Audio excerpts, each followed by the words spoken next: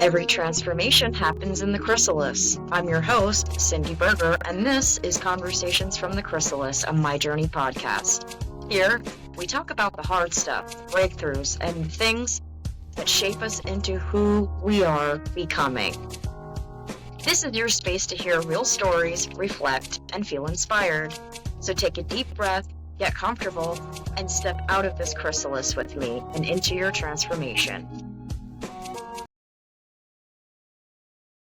Hey everyone, welcome back to Conversations from the Chrysalis, a My Journey podcast. I'm your host, Cindy Berger.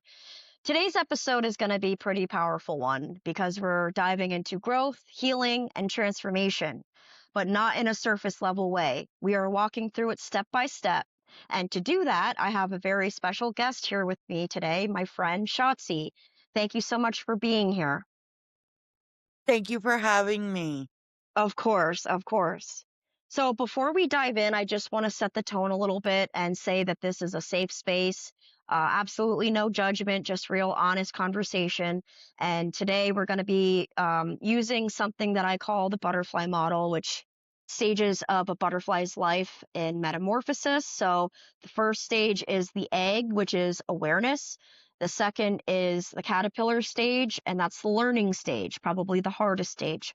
The third stage is the chrysalis, and that's when you start your transformation. And the fourth stage is the butterfly, the growth stage. So I want to just start at the beginning and take you back a little bit to the moment that you realized that something needed to change.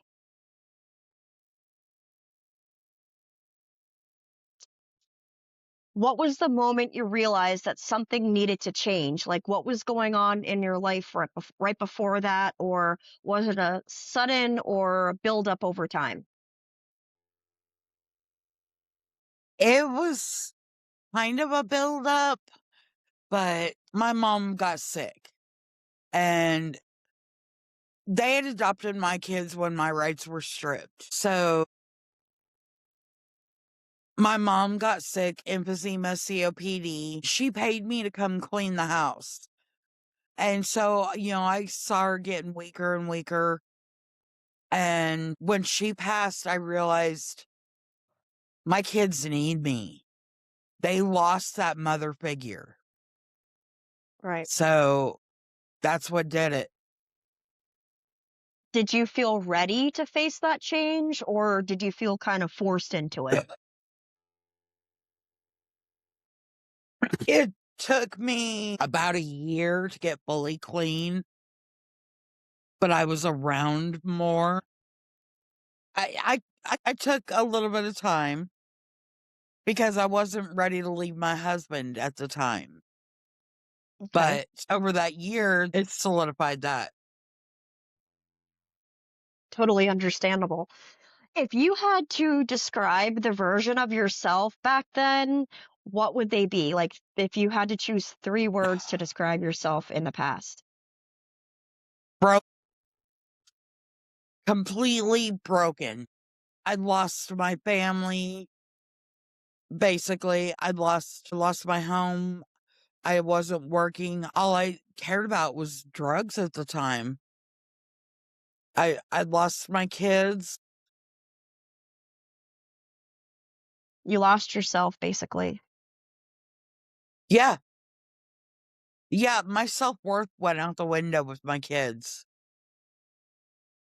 Understandable.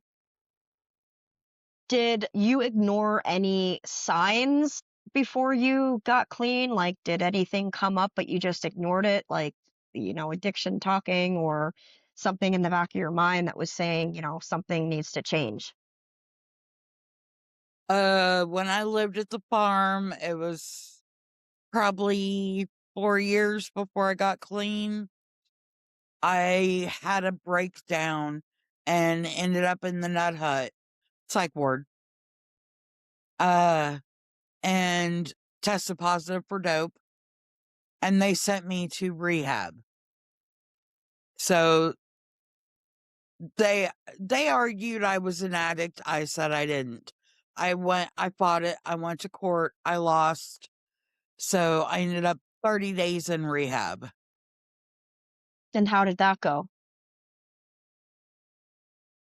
That planted the seed. Mhm. I didn't get clean after that. I knew I wouldn't. I was going right back into that same environment, didn't have a choice. I knew what would happen, but it planted the seed that finally bloomed. Good, good. Did anybody else notice that before you did? Like, did someone point it out to you and say, "Hey, you might have a problem"? No, everybody I was around was addicts of Gotcha. some sort or another. On the farm, there was 3 of us that did meth, but most everybody that came to the farm was pills, and we Okay. just didn't touch that. So they Mhm. had their own issues. Right, gotcha. Yeah, and like you said, that's even harder to return to an environment like that because everybody else does it, and it's very Yeah, triggering and and and we were hard. manufacturing there. Yeah, yeah, so then that makes it even more tough. I gotcha. Yeah. And that awareness can be completely uncomfortable because once you see it, you can't unsee it. Oh, yeah. Now, I started thinking maybe something was going on when there was a time frame when I couldn't get out of bed without a little bit, Like, you were but at the I point thought, where just it's just my depression or something. I'll be okay. yeah. But, obviously I wasn't. Right, exactly. Yeah, that's tough, especially when you are at the point where, like you said, you need to do a little bit of it just to be able to function normally. Yeah. So we're going to go into the stage two, the caterpillar stage, the learning stage. So once that awareness hit you, phase begins. So what did that look like for you? Like, what were you trying to understand about yourself at the time? At the time, I wasn't worried about myself. Uh, I had been going to see my shrink for a little while. I was on some meds for it, but the main thing was I wanted to be there for my kids. That's best reasons. Yeah. Now, I really didn't start healing until several years later. So that's I just, answered one of my questions about, did you seek help or guidance? You said you went to therapy, you tried the medications. What confused you the most during that time? Like, what was the most confusing part for you?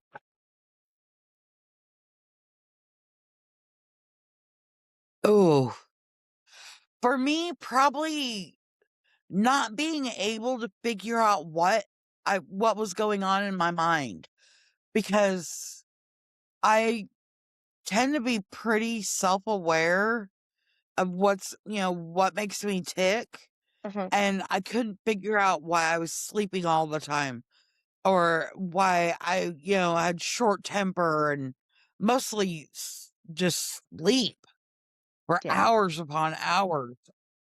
Was there depression, in there too, mixed in with all of that? Oh, yeah. Yeah. Oh, for sure. Plus bipolar and borderline personality.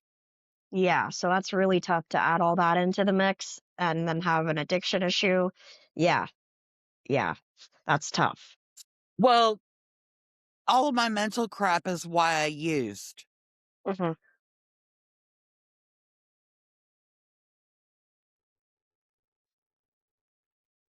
What That's what started it. Totally understandable. There's usually an underlying reason, and it does take a while to get to the bottom of why you have the addiction issue in the first place and what you're trying to numb and those Mhm. types of things. Did you have to, or I'm sorry, what was the hardest truth that you had to accept? That my addiction was the reason well, not mine alone, but the drugs were the reason I lost my kids and my life ended up crap for Yeah. quite a while. Did you have to unlearn anything that you thought was normal, like behaviors, different personality traits, that kind of thing? Mm. Not really, because even in my worst days, I was still kind and caring.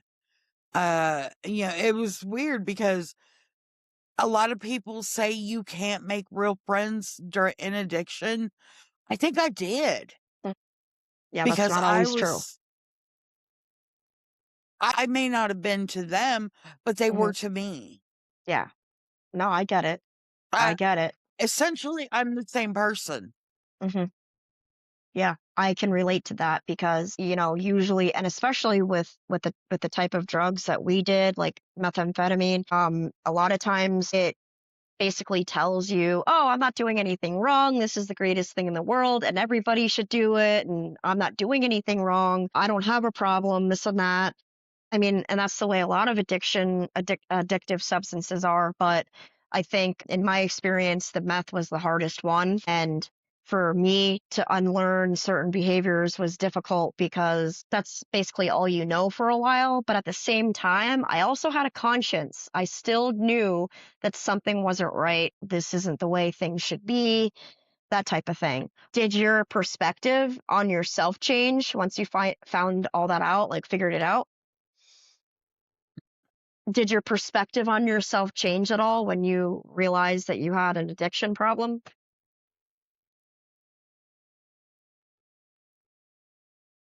I had a lot of shame. How could I let myself stay in this situation for so many years? How did I let it get this bad? Things like that. Yeah, totally understandable. Did you ever feel like you were doing the work, but not necessarily seeing the progress? Yes. Uh, I, for me, my main issue for years was using dreams after I got clean. And I talked to you about it, several years ago. And I would wake up in a panic, Mhm. because it felt so real. It was like, oh my God, I used, but Right. I didn't. Yeah. Yeah, those can be really scary because they are so real feeling and it's very triggering.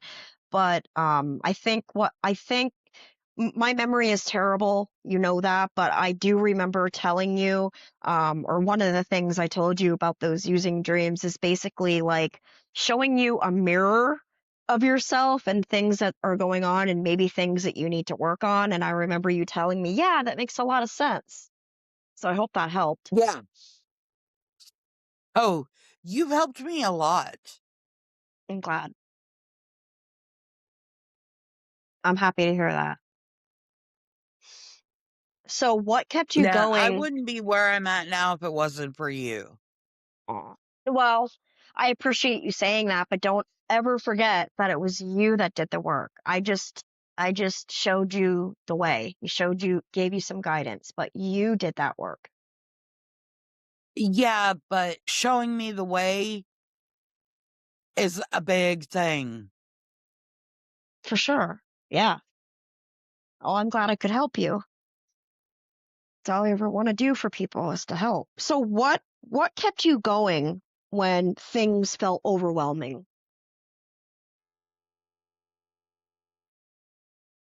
My kids. Uh, no, hoping to come back in their lives again. I kind of figured And you were going to say that. yeah, my world revolves around my kids. Oh. And now they're kids. So Oh, for sure. The grandbabies. anybody that's been on my Facebook page knows I love my grandkids. Oh, yes. Oh, for sure. Yeah, you definitely do. No doubt about that. I want to switch it to like self-worth because you had mentioned that before, and I also want to talk a little bit about boundaries. So, what did you learn about what you deserve as a person? Did your standards for people change? You know, that type of thing. Uh, I have a better bullshit meter than I used to have. I don't take on people's energy as easily as I used to. Mhm. And that started well into recovery. Yeah, and I'm still learning. I still have a not so great self image of myself.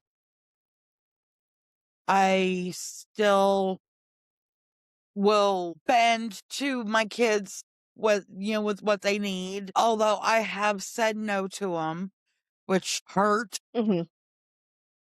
It does.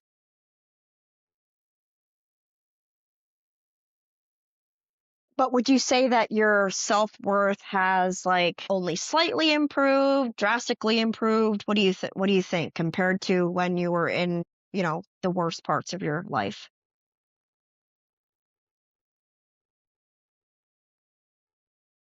Well, in the worst parts of my life is when I wanted to end it. And it's not that I care about myself enough not to do that now. It's that I just don't think about it now. My self worth and my depression are separate. They can go, independent of each other. I, I've got a little bit of a better self worth. I realize I'm not a horrible mom and I've turned out to be a good grandma. Mhm. But as far as a person, I don't really acknowledge that. Well, I'm glad that it's gotten a little better, and I think for as long as I've known you, I think it has gotten a lot better. Really? See, Yes, because I don't know. just just the interactions that we've had, um, you know, before I used to hear you say, "Oh, I'm so freaking stupid because of something little," which I've done. I still do sometimes, but now I don't hear you say that kind of stuff anymore. Like, I think you've actually accepted that you are worthy of better things and a better life. And you are striving to make or continue with your kids and your grandkids to have them have a good healthy life.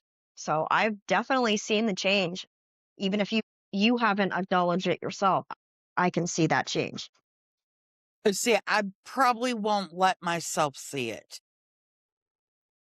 You're self-saboteur, just like me. I am. I definitely am. Okay, let's see. So the learning phase is definitely messy. And like I mentioned in the beginning of the episode, the learning phase is often the hardest. And that is the period of time where we try to gather all the knowledge and what I like to call tools to put in our recovery toolkit. And, you know, it's growth. It's not perfect. It's not polished, but it's better. And like you said, it plants the seeds to continue growing. So stage three is the chrysalis. That's the transformation stage. And this is the part that people don't talk about enough because it's quiet and it's internal, and sometimes it's very, very isolating. What did that stage look like for you? Like, did you pull away from people? What did you have to let go of? Well, I mean, I say I kind of pulled away from people, but I was sleeping in a living room on the couch. So, as much as I could, I would go out back with the dogs by myself unless they followed me, which my daughter and Echo used to follow me out there. Oh, But I just I did isolate I and like still I'm still I will never stop evolving. of course not. Uh No. and now I have my room. I can come in here and can have quiet time, you know, with the dog snoring. But I, it was, I don't know. I was quiet. I'm usually quieter. And I tend to, when I'm on self discovery, I'll be fine. Yeah, everything will be normal. And then all of a sudden, boom, it hits me in the head. Mhm. Yeah, And yeah. I'm like, oh, this is why I do such and such. Right. Exactly. But that's good that you have that need and drive to figure out different things and, oh, okay, well, this could be why I did this, or this is why my behavior is this and that, the way the mind works. That's very, what's the word? That's very helpful for that type of transformation because if you don't have self-awareness, you basically don't have anything. You're always going to stay stuck in that situation or that behavior, personality or whatever. Also, did you as far as like letting people go, what did the people, places and things look like for you? What did you have to let go of? I let go of family members, friends. Uh, I can't say a whole lot because this will be public, but I lost close family members and friends because I knew I had to stay away. Mhm. And it was hard, but as far as places, I kind of did that when I left my husband. That was our place to live and everything. We had an Mhm. RV. And then I ended up staying with my sister, and then my dad ended up, like within a couple months. And that was, I basically just stayed home or went to my then boyfriend's house, and he was in recovery. So I thought. Mm, that's tough. And Yeah. well, he he named a date and then said, "Oh, well, I've touched it, but since then, but I've been out of the game." I'm Gotcha. like, that doesn't count. Right, right. Yeah. Um, so like the things that you let go or stop, the people that you stop seeing or being around, was it mainly because it would be triggering to you and you thought that you would still continue with your addiction if you stayed? Yes, I knew they were still using, Mhm. and I knew because I'd used with them that, if they asked me if I wanted some, that I couldn't say no.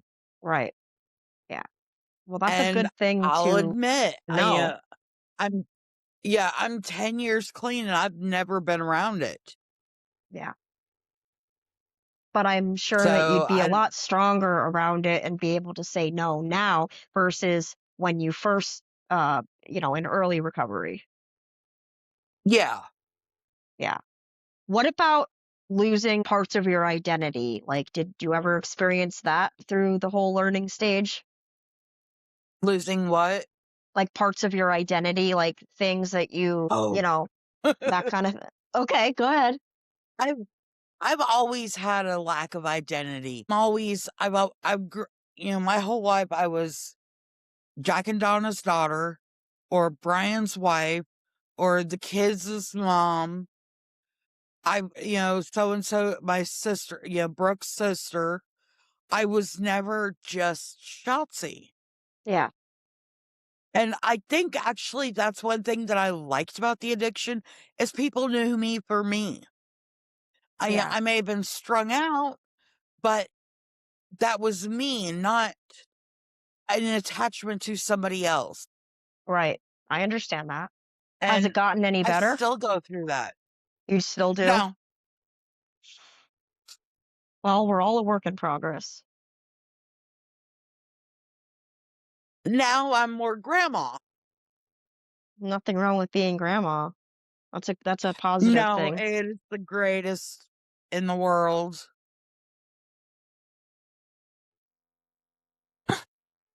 How about things that you went through that people didn't necessarily see or you didn't really talk about?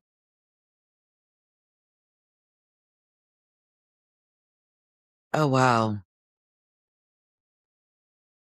I don't think people saw the struggles, the mental struggles. And I used to give the excuse of, well, the dope I'm doing has lithium in it, so therefore it'll help balance out my moods Mhm. because lithium is a mood stabilizer. Yeah, and I it is, I but had the myself meth didn't help. believing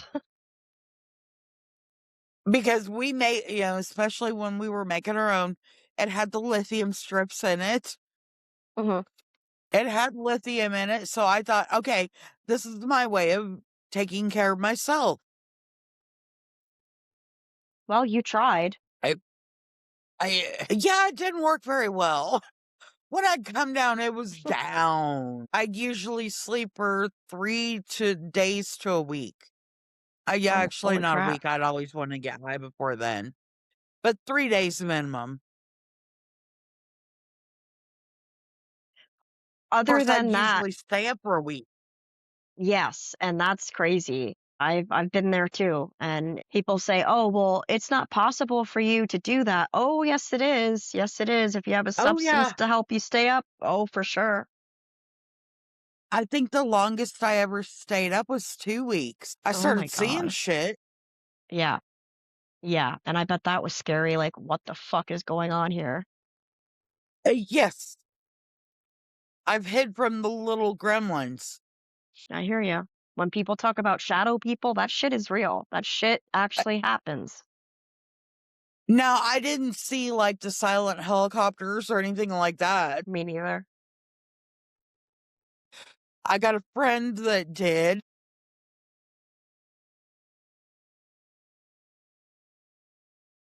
Were there times where you wanted to go back to what felt familiar? No, because I had something even better. I had my kids, and to me, That's good. that felt the most familiar. They are the That's reason awesome. I got clean. So they're your anchor. Yes, they are the reason I got clean. Basically, the only reason. Now, I know plenty of people say you can't do it for somebody else. I'm living proof you can. Yeah, for sure. Yeah, I believe that. I definitely believe that. My kids were a real big reason as to why I got sober and why I continue to stay sober. So I completely can relate Mhm. to that. I understand that for sure. What was your lowest moment during the learning phase?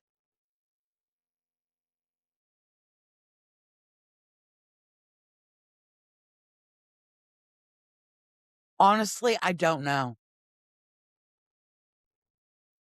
My brain tends to block a lot of memories, Same. especially ones like that. Mhm. Now, when I was still using, I think I remember my lowest. And that is basically the day that got me to end up in rehab. I think, coming down, but not quite in bed yet. And I was just feeling super low and decided that I was going to kill myself. And we lived on a farm in a little camper. I headed to the camper.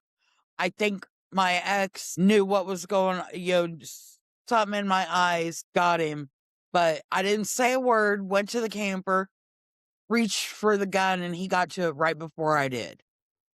Oh my God. And I followed him outside, begging him to shoot me. And he popped off a couple rounds in the ground. I think he thought the noise would like reset my brain or something. It didn't. I just kept begging him to shoot me. Next day, I was in the nut hut.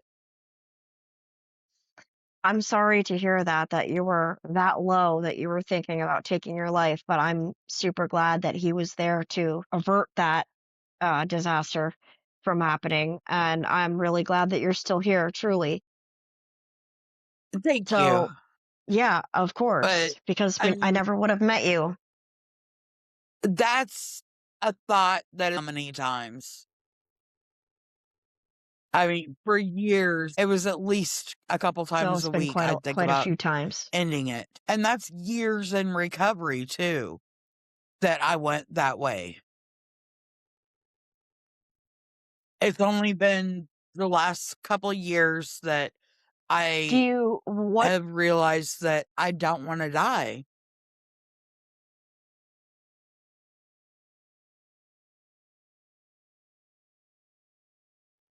what have It you just figured out, like, my own what brain made you feel chemistry. that way?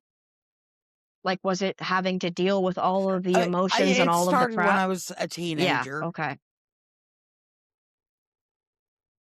I used to hide the cuts on my wrist with my watch, stuff like that, or I was a cutter too. And I guess you could say I still am, even though it's been a couple years. But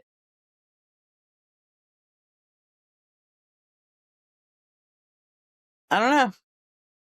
What helped you get through that through those moments? Was there, like, a little voice in the back of your head that stopped you? Was there a person other than your husband Uh, that's did that time? Most of the time I do what's called, and I didn't even realize it at the time. I get real bad, and either I wouldn't have the means to do what I wanted to do or the way I wanted to do it. And I'd be like, okay, I will have to wait till I get this, or this. And then I subside. But one of my therapists called it wave riding, where you get something on your mind and you just wait it out, wait it out, wait it out, wait it out. And that wave finally recedes.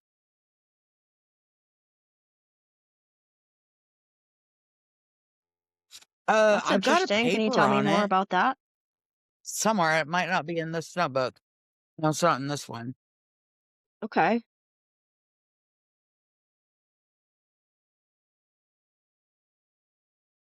I wanna look more into that, and if that could help somebody that's listening, that's an interesting I'll have to thing that I've find never my heard about. paper. Let's see here. Oh, wait, it might be in this one.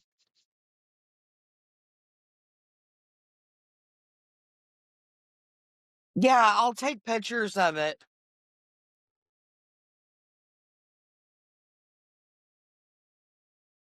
Okay. Let me look it up real quick. She Or did urge wave surfing. writing, That's what it is. recommended by you said your therapist? Yeah. Urge surfing. Okay. I want to talk about it now.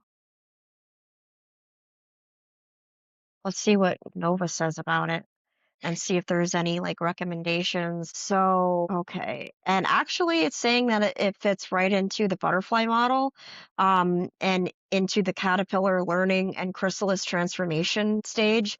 So,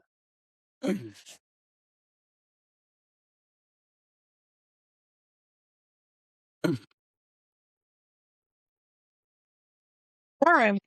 so this is saying that urge surfing, like a simple explanation, is instead of fighting an urge or emotion, you ride it like a wave until it passes. So, if you have an urge to react, use, text someone, shut down, etc., then rise, peak, and fall naturally. And the key idea is that you don't have to act on it, you just have to write it out. And that makes sense because I have often told people when they have cravings that if they wait 5, 10 minutes, that usually it like like this is saying it Yeah. actually it goes That's like away. the one The day at a urge time. goes away after a while.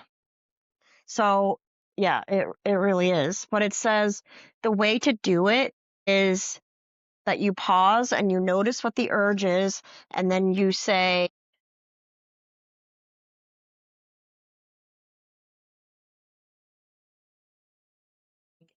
anger, anxiety, a craving, sadness, impulse, etc.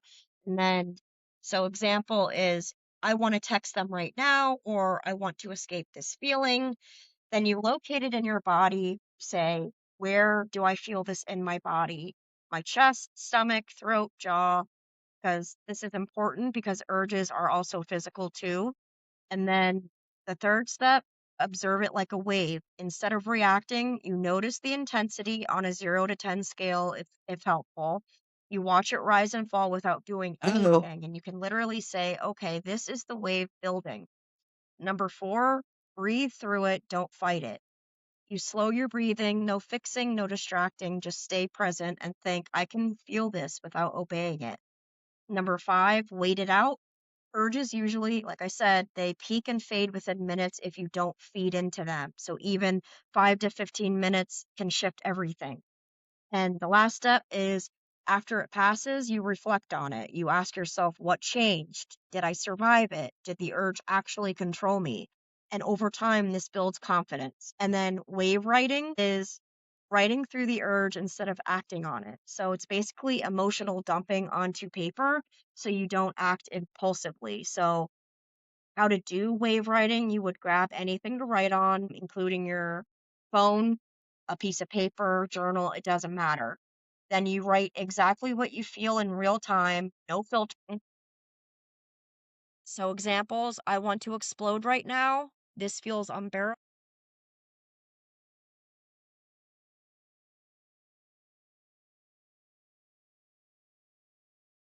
Zoe.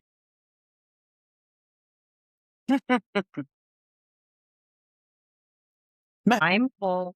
I hate this feeling in my chest, or I want to run away. And then you keep writing until the wave drops. You don't stop when it feels messy. You're literally writing the emotion out through your words. And then number four, it's optional, but it's very powerful.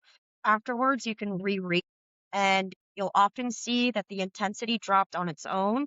It also helps your brain realize that you survived that feeling. And how they work together, urge surfing is in your body and wave writing is on paper, but they both help you to not act impulsively and lets emotions pass naturally. And then over time, it trains your brain, and things become a lot easier after that. Sorry. It's sort of similar to, Yeah. the breathing exercises that we talked about a lot. And urge surfing, it says, is basically noticing an emotion or urge like a wave and just letting it rise and fall without acting on it. Wave writing is doing the same thing, but on paper. You just write everything you're feeling until it passes instead of react. Is- no.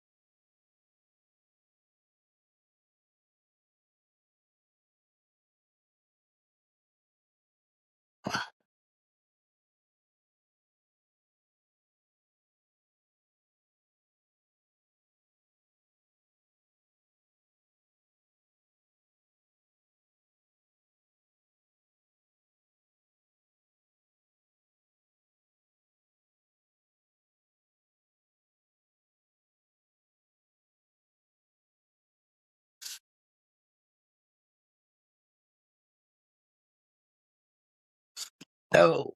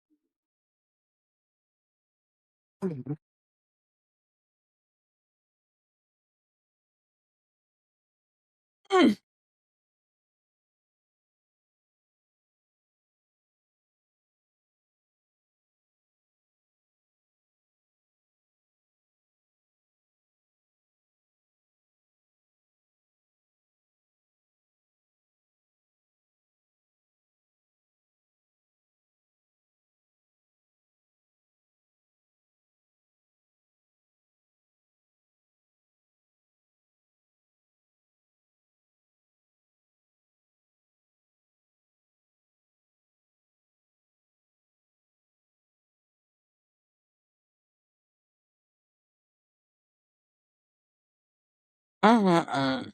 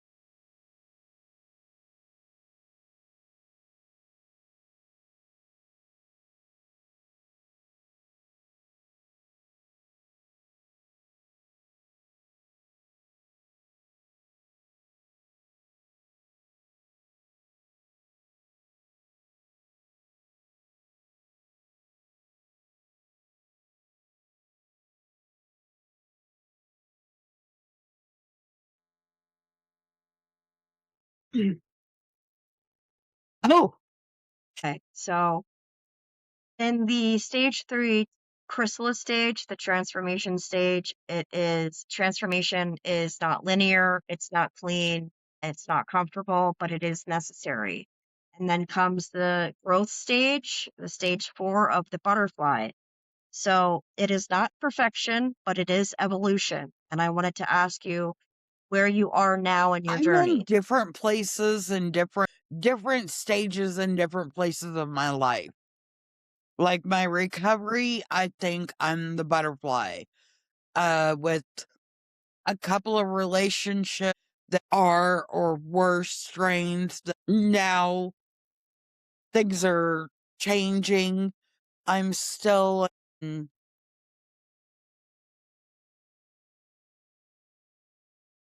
not quite the eggs, maybe like in between egg and caterpillar, but a lot of, and my mental health is Gotcha. doing so much better. But I mean, I still have my days where, like yesterday, That's I stayed in bed most of the day. And the day before that, my moods were just off. I was snapping at the dogs. They kept getting in my way. I was pissed off at them. And that hasn't happened in a while, but I know it can happen. I vary day to day. yeah, absolutely.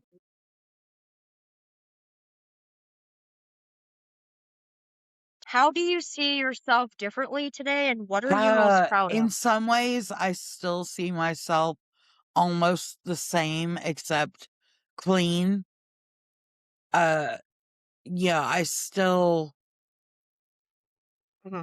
probably undervalue some aspects of me, but at the same time, I also realized that I became a better person and mom going through everything I did and having to build everything back. I took for granted everything I had. Now I don't. I mean, like you yourself know with me having my own room. Good.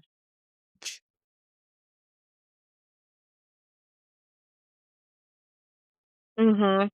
Yeah, Yeah, and it's I'm been a so long happy time for you that you coming. have it finally. Well, I've been here almost, well, going on a For year sure. that I've had a room, but I'm most proud of the way my relationship with my kids has gone from me letting them down and not being there to now they know they can rely on me.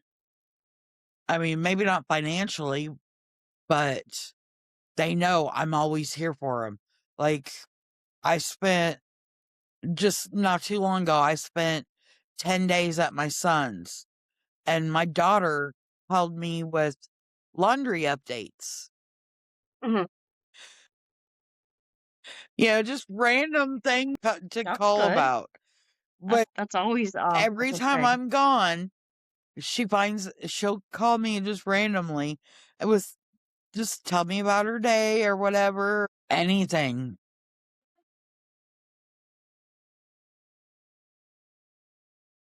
That's nice. Yeah, I'm happy for you. What does growth look like to you Becoming a now? better Like, how person would you define that? inside and out. Although I'm done growing on the Okay. outside. I'm sick of that.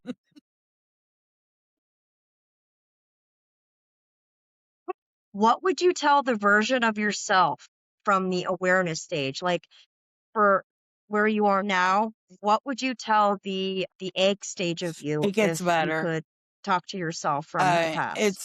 It's gonna be a hard, long road, but it's so worth it in the end.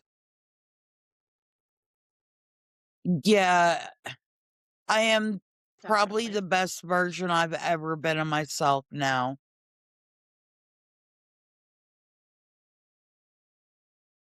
Thank you. And I'm super proud of you. Yeah, of course, you know that. What strengths did you discover about yourself along the way? Like, Mm. what are you good at? I'm not good at a lot. I can be a good, a, yeah, I Oh, can come be on, don't say well, that. as You're far you're a as good like, person, good friend. something that I can be financially independent over, no, I'm no good at that. But as far as like, me, myself, just as a person, I'm a, I'm a okay friend. I'm a pretty decent mom. I'm becoming a better grandma. But to me, that's where it matters. It doesn't bother me that I can't work and that Yeah. the state has me as permanently disabled due to my mental crap.